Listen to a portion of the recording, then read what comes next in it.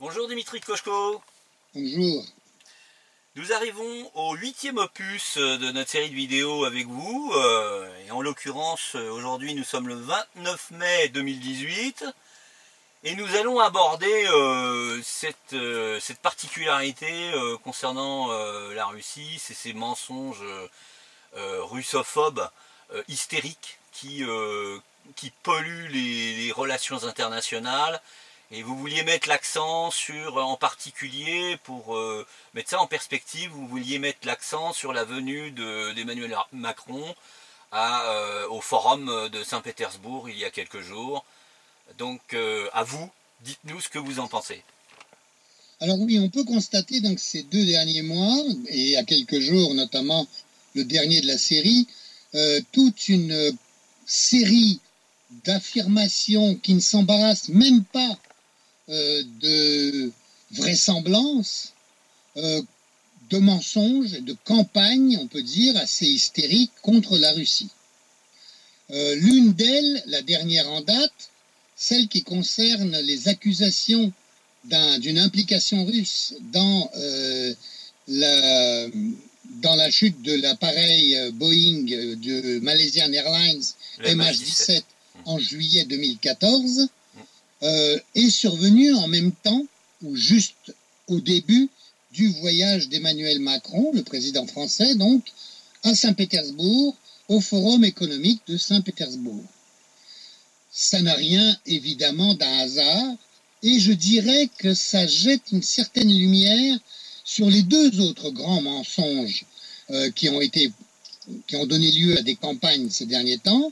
C'est l'affaire dite Skripal en Grande-Bretagne, du nom de cet agent double russo-anglais qui aurait été empoisonné, enfin, ou qui a dû être empoisonné par quelque chose d'ailleurs, oui. Mais avec accusation contre les Russes, sans aucune preuve, sans aucune cohérence. Et puis, l'attaque, la soi-disant attaque au gaz chimique, soi-disant faite par l'allié syrien des Russes dans la Ghouta orientale, c'est-à-dire dans les régions sud de Damas, qui étaient en train d'être libérées de l'occupation islamiste qui avait lieu depuis quasiment le début de la guerre en Syrie, c'est-à-dire depuis 2011, oui. Ce dont témoignent tous les souterrains et les passages en tout genre qui ont été découverts à cet endroit-là, et dont d'ailleurs des ateliers de fabrication d'armes chimiques. Pour l'histoire que, évidemment, malheureusement, notre presse ne livre pas. Eh bien, on peut se demander, donc, ou en tout cas, le fait que le dernier en date de ces mensonges et campagnes ait été conséquent à la visite d'Emmanuel Macron en Russie, donne un début d'explication aux raisons de cette campagne. Visiblement, il y a non seulement la haine du russe qu'on essaye d'inculquer dans les opinions occidentales, une sorte de préparation de l'opinion publique, il faut bien dire, occidentale à la haine et malheureusement sans doute à des faits de guerre. Et il n'y a pas que ça.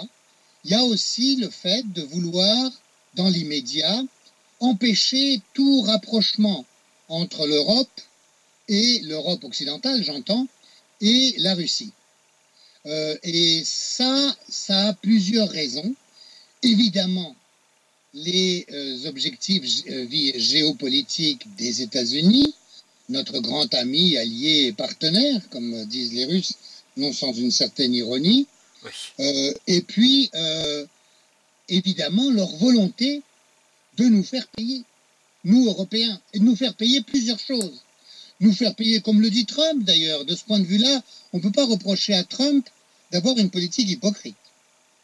Il est tout à fait légitime dans ses intérêts états-uniens, finalement. C'est à nous de ne pas être idiots. C'est à nous de ne pas nous conduire en vassal. Il veut, que nous achetions plus d'armement à son complexe militaro-industriel, et ça, c'est son exigence que les pays membres de l'OTAN, dont malheureusement nous, pour ce qui est de la partie militaire, dont le général de Gaulle nous avait sorti, mais où Sarkozy nous a replongé, Oui. Donc que nous atteignions 2% de notre PIB pour acheter des armes américaines pour armer l'OTAN, qui logiquement n'a plus vraiment de raison d'être, puisque l'OTAN a été quand même constituée contre le danger soviétique qui n'existe plus. Bah, le pacte Mais de Varsovie, on se charge... Pardon? Bah, la présence de l'OTAN n'était justifiée que par l'existence du pacte de Varsovie. Absolument.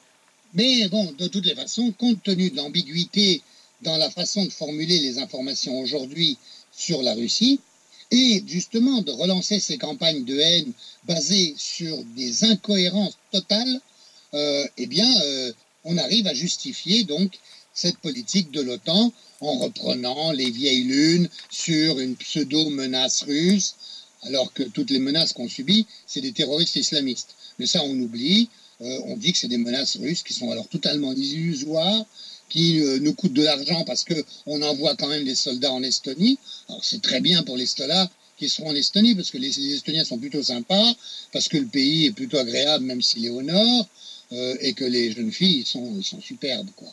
Donc c'est vrai que c'est plus agréable d'être là-bas que dans le Sahel, à crapahuter ou même à faire des manœuvres dans les forêts françaises au moment où il pleut. Ça, c'est clair. D'où le fait qu'une partie de l'armée française, malheureusement, est très pro-OTAN, parce qu'il est beaucoup plus agréable, c'est vrai, de se promener en Estonie que d'être obligé de combattre des terroristes en Afrique. Et malheureusement, nos impôts, ils servent aussi aux vacances en Estonie. Voilà une petite parenthèse, mais c'est évidemment ce que voudraient donc les États-Unis. Et puis ils veulent autre chose. Ils le disent tout aussi franchement, ils veulent que nous achetions leur gaz. Parce qu'avec leurs histoires de gaz de schiste, oui, qui pollue énormément les terrains, qui rend invivables certains quartiers de villes américaines, ils sont devenus les premiers producteurs mondiaux finalement d'hydrocarbures. Et ils veulent que le marché solvable dans le monde et qui paye le mieux, auquel on peut vendre le plus cher, c'est-à-dire les Européens, c'est-à-dire nous, le rachète. Et puis qu'en plus, ce soit nous qui payons les installations pour recevoir le gaz liquéfié qu'ils sont bien obligés de nous livrer par bateau. Et pour ça, il faut qu'ils empêchent la livraison du gaz russe qui lui coûte aujourd'hui beaucoup moins cher et qui, avec la construction de ce qu'on appelle le Nord Stream, c'est-à-dire la liaison nord par gazoduc sous la mer qui joint la Russie à l'Allemagne, permettrait d'avoir une fourniture stable, sûre et pérenne finalement, et beaucoup moins chère. Oui. Mais à ça, justement, c'est ce à quoi les Américains s'opposent, c'est exactement ce dont ils ne veulent pas, et ils veulent nous obliger à payer pour qu'on puisse résorber un peu une partie de leur déficit, etc., etc. Cela explique qu'on lance des campagnes, des intensifications de campagnes, parce que bien évidemment, les campagnes qui sont faites aux États-Unis sur le thème de les Russes auraient triché pour faire élire Trump, etc., donc la vieille lune démocrate, ne concerne finalement que les Américains, et l'opinion publique européenne a bien compris que c'est une affaire de politique intérieure américaine finalement, et de règlement de compte entre différents lobbies américains. Donc on n'est pas vraiment concerné. En plus, il n'y a quand même pas énormément d'Européens, même les plus atlantistes et les plus obtus, je dirais, qui croient réellement que les Russes ont pu, avec quelques blogueurs, et même avec RT et Sputnik, qui sont quand même bien dérisoires par rapport aux médias occidentaux, et pu influencer les lecteurs américains moyens. C'est évidemment totalement absurde, ou alors c'est génial de la part des Russes, et dans ce cas-là, il n'y a plus qu'à s'incliner. Alors là, on arrive exactement à l'effet inverse. À un moment, ils sont arrivés à faire croire que Poutine était capable, avec simplement des claquements de doigts, et avec, je ne sais plus, 100 000 $, je crois, oui. Il arrivait à acheter tout le personnel politique américain. C'est d'une telle absurdité que je ne crois pas qu'il y ait beaucoup d'Européens, même les plus enclins à croire les bêtises américaines, qui puisse y croire. Donc il faut inventer autre chose. Inventer autre chose, comme d'habitude, le cousin ou l'oncle anglais est bon pour la campagne anglo-saxonne anti-russe. Alors on a fait l'affaire Skripal. L'affaire Skripal, elle est là aussi d'un ridicule achevé. Je vois d'abord, il faut quand même s'interroger quand on reçoit des informations qui sont en plus toutes répétées sur le même ton, avec les mêmes données, mais sans préciser d'autres données qui seraient, elles, très intéressantes pourtant. Pourquoi est-ce qu'on irait s'amuser à empoisonner un monsieur qui servait plus à rien, qui a été emprisonné en Russie, qui a été libéré en 2012 en échange d'autres espions ou soupçonnés tels du côté russe. Pourquoi est-ce que sa fille aurait été dans le coup? C'est absurde. On peut se demander réellement pourquoi il y aurait eu un tel individu serait visé. Et puis alors après, on peut se demander, attendez, si quelqu'un veut l'éliminer réellement, ce monsieur, avec un poison qui agit notamment sur le système nerveux, comme le dit l'accusation, sans plus de précision et sans plus de preuves, pourquoi ça n'a pas marché? Ah oui, parce que c'est un fiasco quand même. Hein. Donc là, il y a un problème. Et d'autant plus qu'on commence à accuser la Russie, sans aucune preuve, en refusant totalement son aide et de mettre même en relation la citoyenne russe qu'est Yulia Skripal avec son consulat, comme l'obligeraient les conventions de Vienne diplomatiques entre États, en parlant du fameux Novichok. Novichok, ça veut dire petit nouveau en russe. Hein. C'est un bleu, quoi, si vous voulez. Et dans les labos qui travaillaient sur les armes chimiques, selon même le témoignage de celui qui a introduit ce terme en Occident et qui en a donné, qui plus est, la formule. Oui. Donc c'est très facile à fabriquer. C'est un monsieur qui avait travaillé dans les laboratoires chimiques en Russie, en URSS plutôt, et qui a fait un livre en passant à l'Ouest où il cherchait un boulot. Tout simplement, c'est même pas un monsieur qui a décidé de trahir, c'est un monsieur qui cherchait du travail parce que dans les années 90, en ex-URSS, c'était le drame total, on n'avait plus d'emploi, les fonctionnaires n'étaient plus payés, les savants et les scientifiques n'avaient plus de boulot, il fallait bien aller se vendre là où on pouvait trouver du boulot. Et ça a été le cas de ce monsieur. Donc je laisse passer les noms, les détails, vous trouverez tout ça sur Internet. Ce gars-là, il a expliqué ce que c'était les travaux des soviétiques sur certaines armes chimiques, et notamment sur des poisons innervants. Mais Novichok était en fait, n'existe pas en tant que tel. C'est un rassemblement de plusieurs produits qui sont à l'étude ou qui sont en phase d'essai et qu'il va falloir compléter pour en faire un produit utilisable. Au niveau même où ils étaient traités, et notamment c'était en Ouzbékistan d'ailleurs, qu'il y avait un laboratoire qui travaillait là-dessus. L'Ouzbékistan est aujourd'hui un État indépendant, entendons bien, il n'a plus grand-chose à voir avec la Russie, si ce n'est qu'il est dans la CEI. Ce gaz, s'il était utilisé, il tue la personne tout de suite. Ouais, il n'y a pas de secret. Et en plus, il tue les gens dans les environs. Il est censé être 10 fois plus puissant que le sarin. Et par contre, il a un problème, c'est que il est considérablement atténué ou amoindri par la présence d'humidité, ce qui était le cas le jour supposé de l'agression. En un mot, c'est absurde. Ouais. Pour continuer sur le poison, pour lequel en plus les Russes ont demandé la description du poison qu'ils soupçonnaient, de façon à ce qu'ils puissent indiquer où il aurait pu être fabriqué, puisque à un moment, Theresa May, la première ministre britannique, a accusé les Russes, leur a donné un ultimatum, a posé un ultimatum. Alors déjà, on ne pose pas des ultimatums à un pays comme la Russie, enfin c'est absurde. Mais bon, pour la presse, ça fait bien, ça fait sérieux. Mais au moins, qu'elles disent de quel poison il s'agit. Comme elle sommait les Russes de démontrer que ce n'était pas eux qui avaient utilisé ce poison. Quand même, ils pouvaient y répondre, si c'était eux ou pas eux, en admettant qu'ils veuillent y répondre, alors qu'ils ne savent même pas de quel poison il s'agit. C'est totalement ridicule, bien évidemment. Donc, ils ont refusé de donner les caractéristiques ou les propriétés de ce pseudo-poison. Bon, ils refusent toute collaboration, et il se trouve qu'ils donnent à un laboratoire suisse l'analyse de ce poison. Il y a un laboratoire britannique qui analyse le poison, et qui, contrairement à ce que prétendait Boris Johnson, le ministre très virulent des Affaires étrangères, et là, il fallait peut-être pas le mettre aux Affaires étrangères, parce qu'en matière de diplomatie, ce monsieur-là, c'est pas vraiment ça. Hein.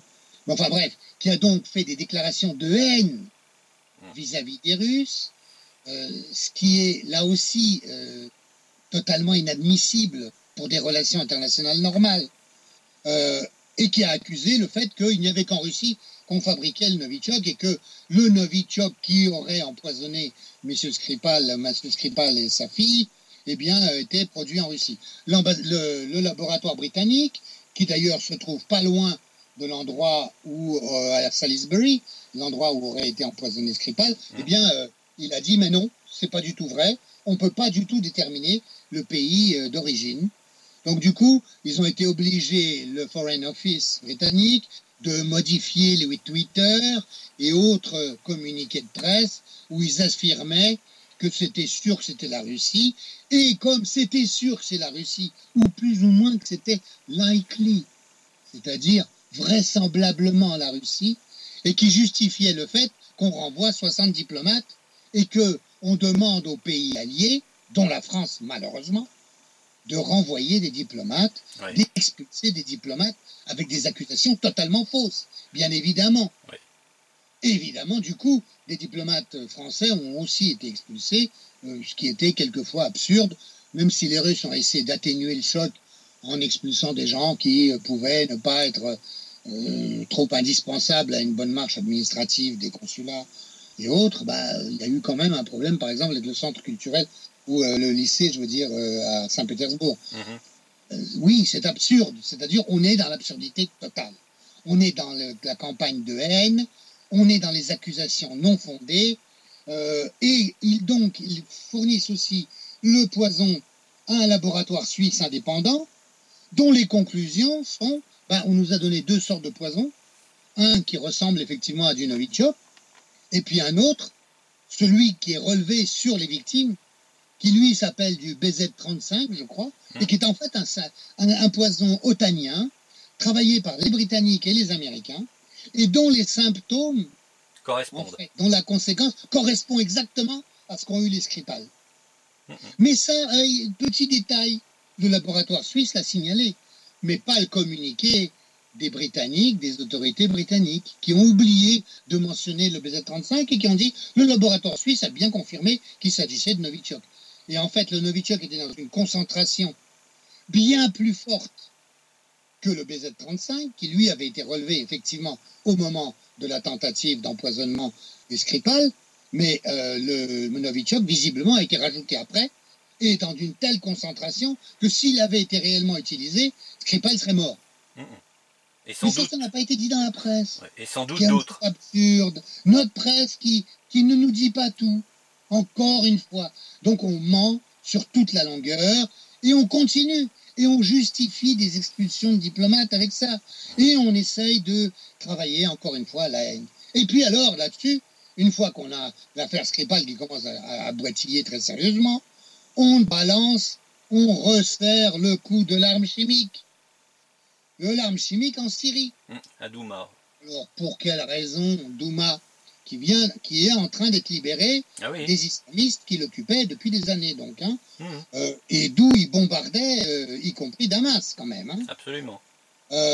Donc, pourquoi le gouvernement syrien s'amuserait à employer des armes chimiques, en plus assez aléatoires, il faut bien le dire, ce serait des bombes au chlore, enfin, c'est absurde là aussi, dans un quartier qu'il va libérer incessamment sous peu, on se fonde sur des témoignages, sur des films assez mal fait par les fameux casques blancs qui sont subventionnés par les États-Unis et la Grande-Bretagne, Oui. qui sont entraînés, encadrés, formés par des officiers britanniques et qui sont en plus composés de frères musulmans, pour le moins islamistes. Oui, oui. Donc aucune fiabilité, aucune crédibilité. Mais ici, on les présente comme des grands sauveurs, etc. parce qu'ils font des films vidéo qui est une technique en fait de propagande de USAS et de l'USAID qui a été inaugurée en Afghanistan. Je l'ai vu moi-même quand je travaillais là-bas. Ils avaient commencé à donner des caméras aux moudjahidines afghans en leur disant allez filmer, filmer, filmer. Les moudjahidines étaient bien embêtés quelquefois pour filmer parce qu'il n'y avait pas grand-chose à filmer en fait. Parce que la guerre d'Afghanistan n'était pas si intensive que ça. À l'époque soviétique, après c'est autre chose. Bon donc, là aussi bidon, on trouve en plus les fameuses images que toutes nos télévisions ont passées en disant le régime syrien attaque les habitants de la Ghouta et les enfants sont victimes des armes chimiques. Et alors on nous montre un gamin sur lequel on passe un tuyau d'arrosage. Le gamin va être très content, mais enfin bon, il se fait arroser quoi. On trouve ce gamin. On sait qu'il raconte lui-même qu'il y a des messieurs qui l'ont ramassé et qui lui ont passé le tuyau d'arrosage et qu'après son père l'a retrouvé et qu'on lui a donné un morceau de pastèque et je ne sais plus exactement quoi à manger pour le consoler après avoir filmé en lui passant la flotte dessus. Bref, on a toutes les preuves. Et les Russes ont amené ces gens-là à la commission de l'OIAC, c'est-à-dire l'organisation qui enquête sur les armes chimiques. Ils ont fait une conférence de presse. La façon de l'OIAC aussi. Ici, on a entendu dire les Russes et les Syriens font tout pour empêcher les experts de l'OIAC d'accéder sur place. C'est pas vrai, c'est exactement le contraire. Ils avaient rendez-vous, alors c'était un samedi, le samedi matin, au passage de la frontière entre le Liban et la Syrie, il y avait des autorités syriennes et des militaires russes qui les attendaient. Ils ne sont pas venus. Ils ne sont pas venus. Oui, parce que et en plus, à ce moment-là, des islamistes se sont mis à tirer pas loin pour pouvoir justifier le fait que leur sécurité était mise en danger. Et du coup, ils ont tout remis de 2 jours. Et pendant ce temps-là, on a pu dire vous voyez, les Syriens et les Russes sont en train de tout effacer, etc. Entre-temps, les Syriens et les Russes en question avaient trouvé les jeunes gens qui avaient été filmés par les casques blancs pour le montage des films qui ont été diffusés largement sur toutes nos télévisions. Oui. Et la moindre des choses, ça serait que nos télévisions, quand même, vérifient un peu ce qu'on leur donne tout de même, avant de matraquer ça à longueur de journaux télévisés. C'est scandaleux, c'est de la désinformation permanente. C'est le système de Goebbels qui assène sans arrêt, sans aucune preuve, sans aucune source, ou alors des sources complètement pourries, et dont on ne dit pas, dont on ne donne pas toute la nature. Moi, je suis pour qu'on donne toutes les sources. Je suis pour qu'on dise ce que disent les casques blancs ou ce que dit le fameux observatoire syrien des droits de l'homme, qui se trouve en fait je crois que c'est à Birmingham. C'est un vieux monsieur, frère musulman, lui aussi, qui n'a pas foutu les pieds en Syrie depuis pas mal d'années, et qui donne des informations, mais reprises par toute la presse occidentale, complètement aux ordres. Ouais. Et qui, évidemment, donne toujours des informations favorables aux islamistes, qui sont plus ou moins vérifiées, plus ou moins vraies, mais enfin, peu importe, le fait est que c'est ça qu'on nous cite, qu'on nous donne. Je ne suis pas contre qu'on cite toutes les sources, mais simplement qu'on vérifie à peu près toutes les sources, et puis surtout qu'on donne des sources alternatives. Ouais. Or, sur la Syrie, il y a des sources alternatives. Il y a celle du gouvernement syrien, qu'on peut soupçonner de mensonge, comme tous les gouvernements. Et il y a l'état-major russe, qui donne de bonnes infos. Une fois, ils se sont gourés, ils ont montré, là je suppose c'est les collaborateurs qui ont dû jouer sur les ordinateurs, où il y avait un jeu de stratégie, et du coup ils ont montré, au lieu de montrer une photo satellite, ils ont montré un jeu de stratégie. Ils se sont excusés immédiatement, et c'est eux-mêmes qui ont dit qu'ils s'étaient gourés, qui s'étaient trompés. Eh bien, évidemment, dans nos médias de propagande, ça a évidemment tout de suite servi pour dire « regardez les Russes, ce qu'ils font, ils essayent de nous faire passer un jeu de stratégie pour de la vérité, etc. » Langue de peau, on ne regarde pas les autres photos qui montrent, qui, elles, sont pour le moins intéressantes. Et notamment, quand on voit les forces américaines attaquer à Deir ez-Zor l'armée syrienne, ça c'était il y a quelques années, quand on voit qu'ils n'interviennent pas pour empêcher les colonnes d'islamistes pour aller reprendre Palmyre, alors qu'ils traversent un désert de 600 km quand même, qui est soi-disant sous la garde de l'aviation américaine, puisque il s'agit de l'autre côté de l'Euphrate, et donc c'est la zone qui se sont partagées entre Russes et Américains, et c'est les Américains qui étaient censés empêcher les islamistes de revenir à Palmyre. Eh bien, on les a laissés revenir, l'État islamique, pour qu'ils bousillent encore un peu de la ville historique de Palmyre. À quoi ça ressemble? En revanche, on parle du fait que c'est soi-disant l'Amérique qui aurait chassé l'État islamique de la Syrie. Ben, si c'était l'Amérique, on y serait encore. Hein. Oui. Et l'État islamique il continuerait à nous envoyer des terroristes pour nous fusiller les gens, ou à Nice, ou sur les Champs-Élysées, ou au Bataclan, ou autre. Oui. Donc c'est les Russes qu'on peut remercier pour ça, vraiment.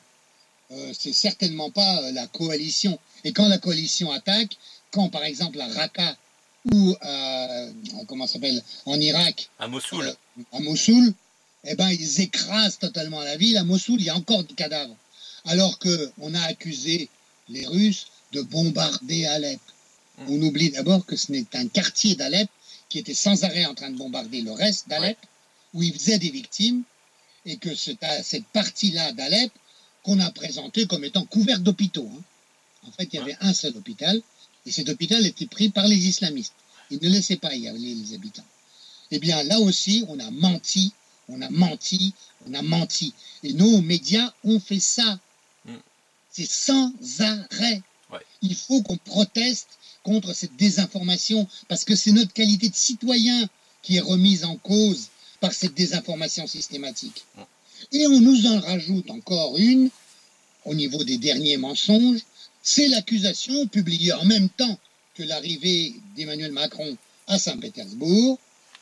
Eh bien, on annonce que la fameuse affaire du MH17, c'est-à-dire le Boeing malaisien avec 295 personnes à bord quand même, abattu au-dessus de l'Ukraine, eh ben c'est les Russes.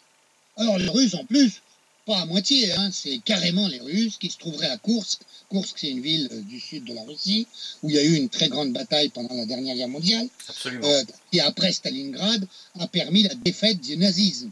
Oui. C'est grâce aux Russes qu'on est débarrassé du nazisme quand même. Hein. On oublie ça aussi, puisqu'aujourd'hui on essaie de nous faire croire que c'est les Américains. Ce n'est pas vrai. Ce sont les Soviétiques. Et les Soviétiques, ils ont perdu quand même 26 millions de personnes dans la bataille. Ouais. Sans doute en grande partie à cause des erreurs de Staline ou à cause du régime, etc.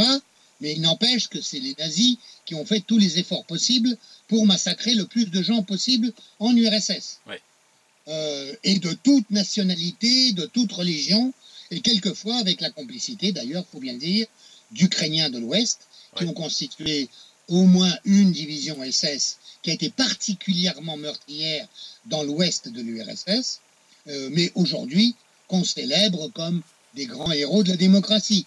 De même, avec quelques bataillons ou quelques éléments militaires de Lettonie, par exemple, qui font aujourd'hui des défilés d'anciens SS, hein, d'ailleurs, hein, d'anciens nazis, qu'on applaudit, qu'on considère comme des grands démocrates.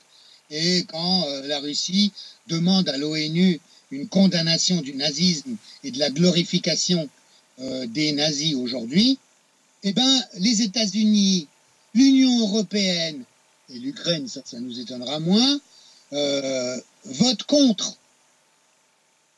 Votent contre. Il y a Israël qui vote pour quand même cette résolution, mais que nous, Européens, pardon, l'Union européenne, elle s'abstient. Elle s'abstient, mais les États-Unis, le Canada et l'Ukraine votent contre. Pourquoi? Pourquoi? Donc le MH17, on met 4 ans, déjà là on peut s'interroger. Pourquoi est-ce qu'on annonce une accusation pareille, fondée sur, tenez-vous bien, fondée sur des réseaux sociaux, sur des associations, des blogueurs de réseaux sociaux anti-russes, qui depuis quelques années d'ailleurs accusent les Russes, avec des espèces de détails où on se perd totalement sur le véhicule qui va à tel endroit, puis qui a tel numéro. Ça, c'est pour faire sérieux, pour faire le... Excusez-moi, Dimitri, il y a une image qui est arrivée en plein milieu de votre visage. Donc, hein, ouais, c'est impossible à retirer, ça. Donc, ça montrera que ce qu'on raconte, quand on dit la vérité, ça plaît pas à tout le monde. Qu'est-ce que vous voulez que je vous dise? Laissez-la, ça montre bien. Est-ce qu'elle y est toujours là ou pas? Ou est-ce qu'on peut voir? Oui, je l'ai enlevé. Bon, ben bravo. Écoutez, bon, donc je disais que le MH17, donc on met 4 ans pour arriver à un résultat d'enquête. On se fonde sur des réseaux sociaux. Enfin, la moindre des choses, c'est quand même de se fonder sur des enquêtes. Oui. Dans l'affaire, quand le Germanwings s'est abattu, vous vous rappelez cet avion allemand où le copilote a voulu se suicider et s'est abattu dans les Alpes et a tué tous les passagers. C'est odieux. Mais les boîtes noires étaient abîmées à un point épouvantable. On les a récupérées et au bout de 2 semaines, on avait le résultat des boîtes noires. Oui. Là, les boîtes noires étaient en très bon état. On les a vues puisque les résistants du Donbass les ont livrées aux enquêteurs qui sont venus les chercher. Ça a été filmé, on a bien vu qu'elles étaient en très bon état, ces boîtes noires. Pourquoi on a eu besoin de tellement de temps pour les décrypter? Pourquoi est-ce que toutes les données radar qu'ont communiqué les Russes n'ont pas été utilisées? Pourquoi la Russie n'a pas été associée à la commission d'enquête? Pourquoi est-ce que tout d'un coup des aiguilleurs du ciel de Dniepropetrovsk, donc du côté ukrainien, et de Kiev ont disparu? Pourquoi est-ce que des plans de vol ou des instructions qui ont été données au MH17 de dévier légèrement sa route ont disparu elles aussi et n'ont pas reçu d'explication? Pourquoi est-ce que les Ukrainiens ont autorisé le survol d'un territoire où il y avait des combats? Tout ça, on ne sait pas. Enfin, pourquoi est-ce que les États-Unis, qui avaient un satellite au-dessus de l'endroit où tout ça s'est passé, ne livrent pas les photos qu'ils ont et les données qu'ils ont? Comment ça se fait? Comment se fait-il que le Buk, c'est-à-dire le missile qui aurait abattu cet avion, a été tiré d'après le fabricant du Buk en question, le territoire contrôlé par l'Ukraine? Et comment ils y arrivent? Eh bien, c'est qu'ils ont fait des reconstitutions. Ça s'appelle Almaz Antey, le fabricant de ces missiles. Oui.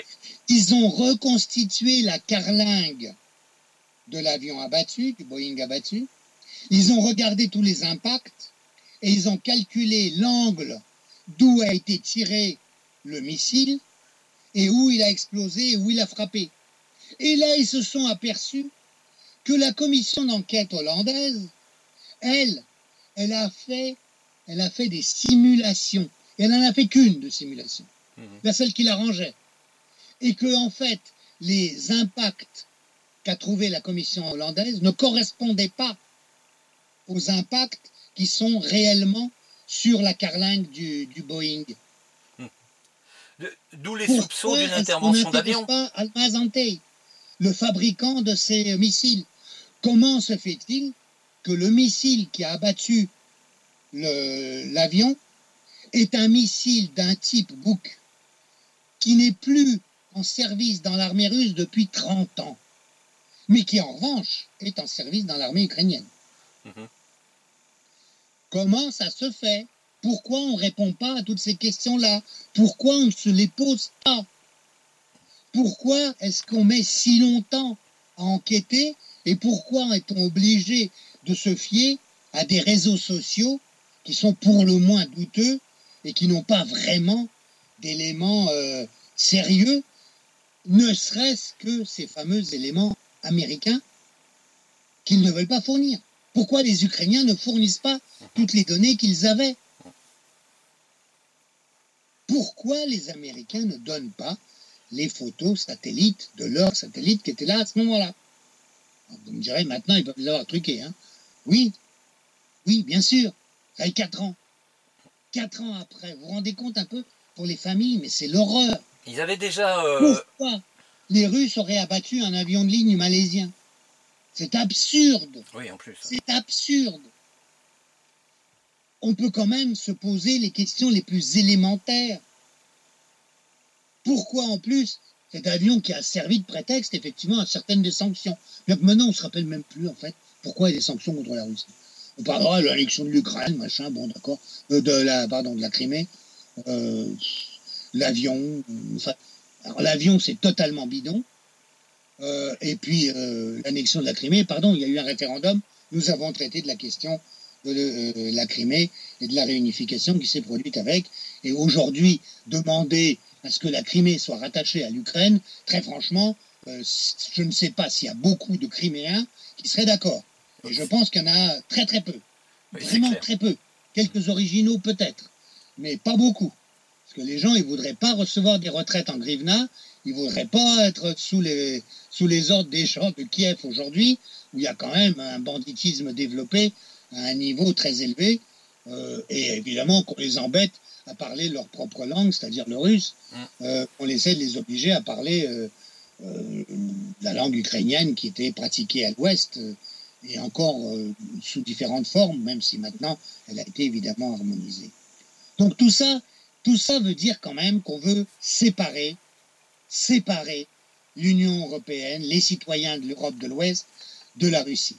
Or, et c'est là qu'on revient à M. Macron, Macron, lui, il est allé en Russie, et je dirais, c'est à observer. Et c'est bien pourquoi notre presse ne parle presque pas du voyage Macron. Alors qu'il y a eu des choses intéressantes.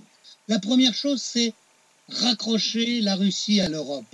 Et Macron a bien dit dans son interview du soir du deuxième jour, la Russie est en Europe.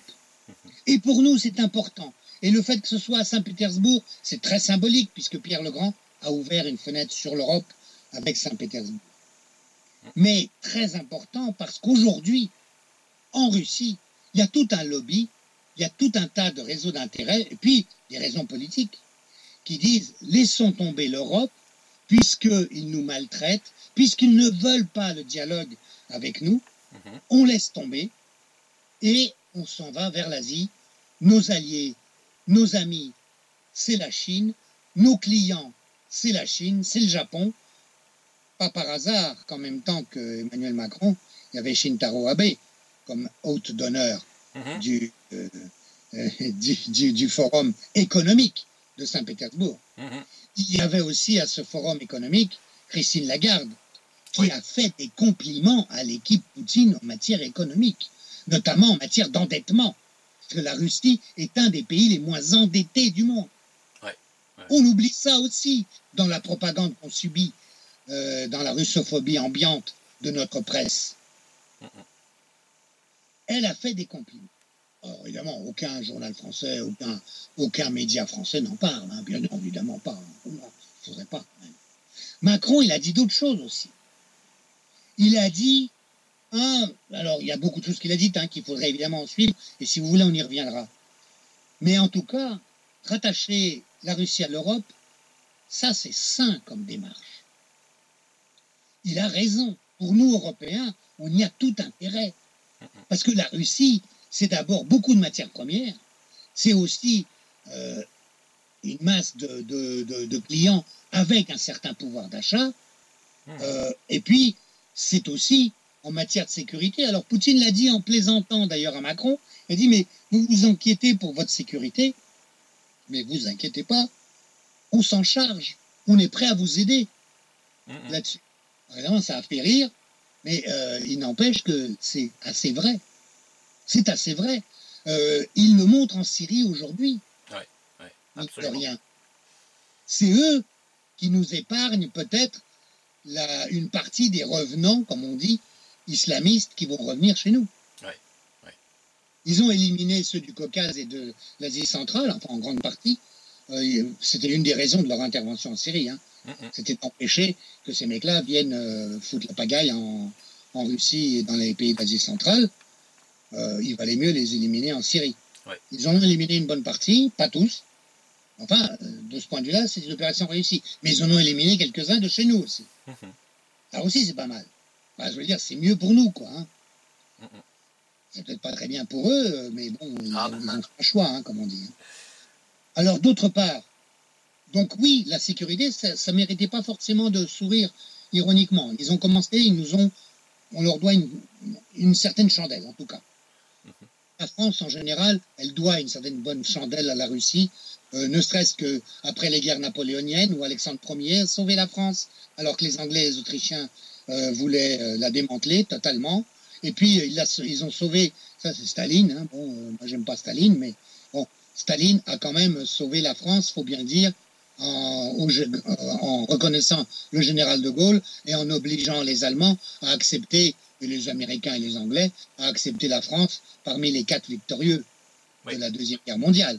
C'est Staline qui a fait ça, et d'ailleurs quand de Gaulle y est allé dans les années 60 en URSS, il est resté très longtemps devant la tombe de Staline, qui avait été sorti du mausolée d'ailleurs, vous vous rappelez, hein, il a été enterré à côté du mausolée. De Gaulle, on ne peut pas le soupçonner de stalinisme ni de communisme, important. Hein. Il a rendu hommage à Staline, c'est assez bizarre.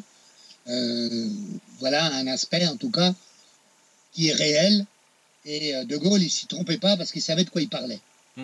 Absolument. Et oui, les Américains, eux, ils ont débarqué le 6 juin, qu'on commémore avec force, génuflexion et grande reconnaissance, mais ils avaient quand même dans leur bateau les monnaies de zones occupées par les États-Unis qu'ils voulaient introduire en France.